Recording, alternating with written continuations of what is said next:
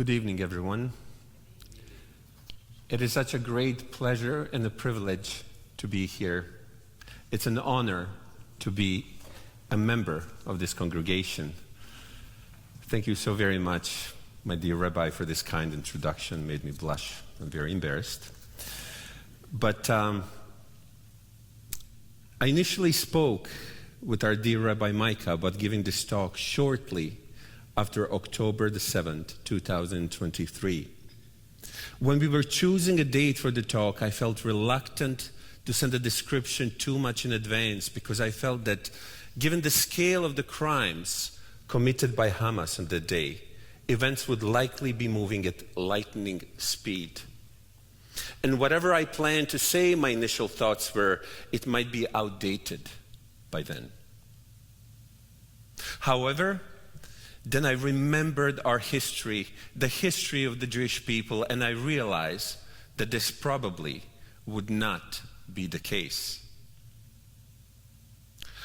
Like I believe all of us here and everyone watching, I feel so very distraught by the events unfolding in Israel, Gaza, and the world.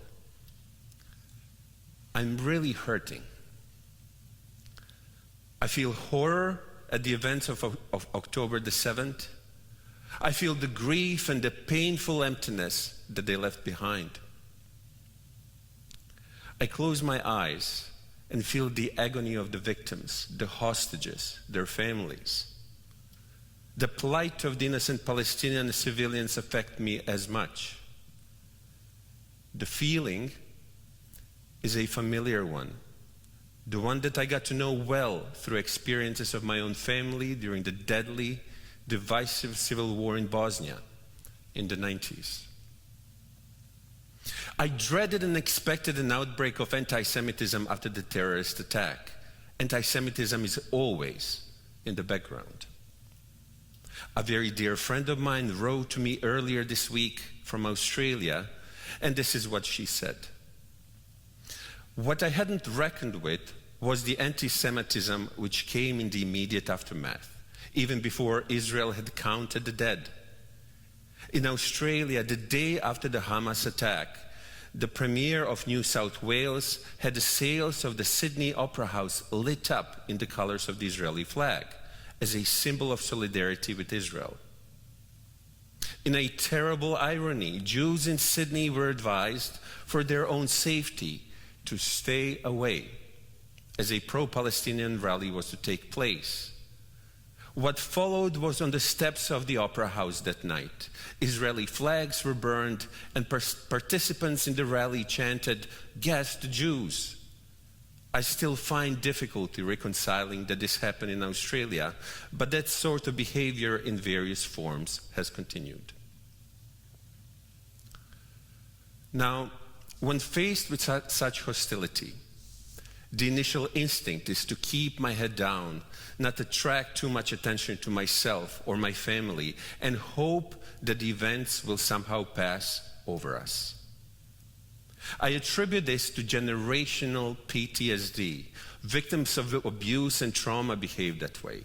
Abusers make shocking, untruthful statements and accusations, and victims back down. We cower in horror, remembering the historical persecution that accompanied such statements. But the history of our people is laced with the false belief that if we keep our heads down, we will be left alone. That has, of course, not been the case.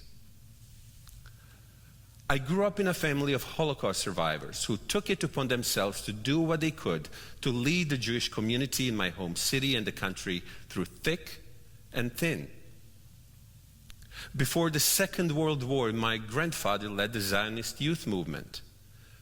My childhood memories, on the other hand, were of walking a fine line between engaging with society and trying to steer clear of anti-Semitism that lurked in the shadows.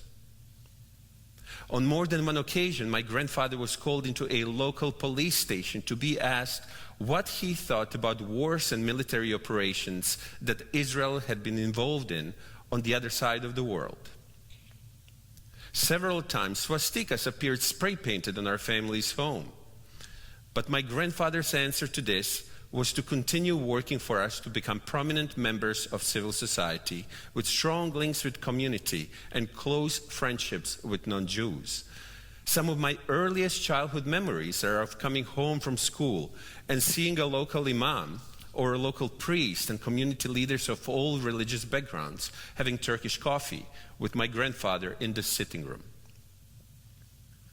Very memorably, as the civil war first started in Bosnia in the 90s, although Jewish people were not a part of the conflict in any way, I was told that a high school peer, whom I barely knew, announced that if there was bloodshed in my hometown, he would make sure to come to our door and kill my family simply because we were Jewish. Fortunately, it was only talk.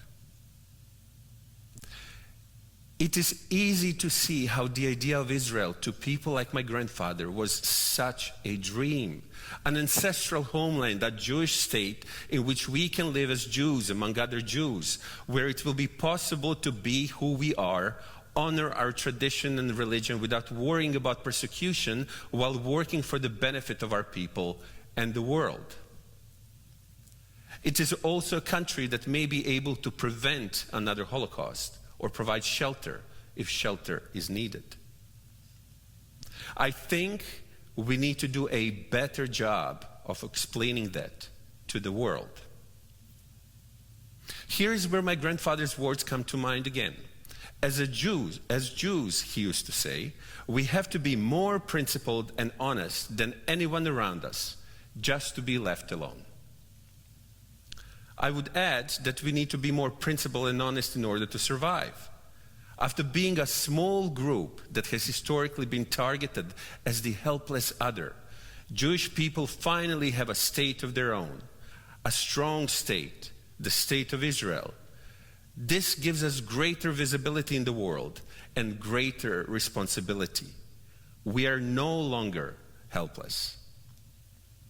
When looking at Jewish history, it is difficult not to notice that as people we have outlived countless political movements that tried to destroy us.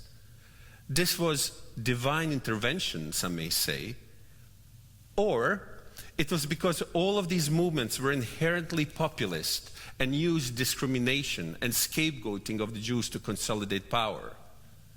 Populist, divisive political movements historically tend to destroy their own countries, along with hurting the people that they target.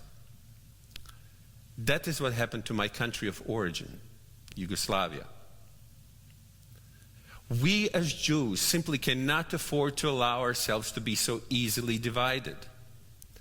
Another dear friend of mine told me recently that nowadays talking about unity among Jewish people means rallying around a particular branch of Judaism. This left me speechless. How is this possible?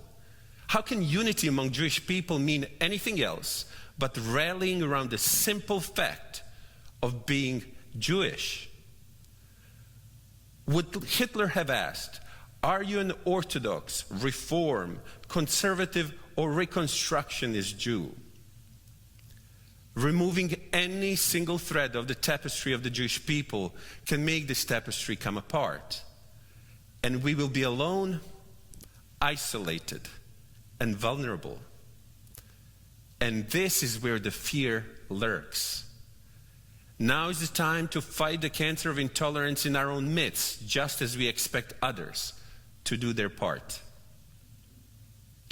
And what gives us strength in times of fear?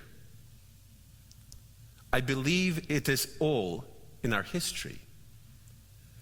After I became a war refugee, it was my family's Lord that gave me strength. It reminded me that I was not the first one to go through such trials. Judaism, on the other hand, became the main link that connected me with my family, my traditions, my past. It connected me with the generations that came before me and generations that will come after. And it reminded me that I am not alone, that they are all with me. Talk to your family members about how they found happiness and light during past times of fear. I'm sure that Memphis also remembers the religious segregation, the street where Jews were not able to buy houses, schools that we were not able to attend, and clubs where we were not able to belong. This was not such a long time ago. Our elders have a lot to teach us about staying strong during times of crisis. Engagements with the arts give us strength as they envelop us in the best that humanity is capable of when we are faced with the worst. In my family, arts have always been seen as something higher, something special, something that lifts our lives above our current circumstances and gives perspective to our existence. I think that is a very Jewish thing. Music gave me strength. It reminded me of who I was. In Judaism, we do not pray, we sing the words we direct toward heaven. Music inspires and fortifies as we carry the light through the chaos. Pursuing education, both Jewish and secular, gives us strength through confidence, expertise, and critical thinking needed to face the problems around us head on. Connecting with the wider Jewish community gives us strength in numbers and mutual understanding. Now is the time to engage with the communities in which we live. Ignoring ignorance has historically been a fertile ground for anti-Semitism. Close interfaith relationships can save lives. This is a frightening time for the entire world. The conversation is changing and the ground is moving beneath our feet. Israel is not going to be the same. We as Jewish people are not going to be the same after the war in Gaza. Now is not the time to keep our heads down. It is the exact opposite. Now is the time to stand up, make a difference, actively work for what we believe is right, and help determine the future of the Jewish people. And you do not have to subscribe to only one way of thinking to do all this. How are we going to change the conversation? How are we going to stand up and show that we are empathetic, strong people?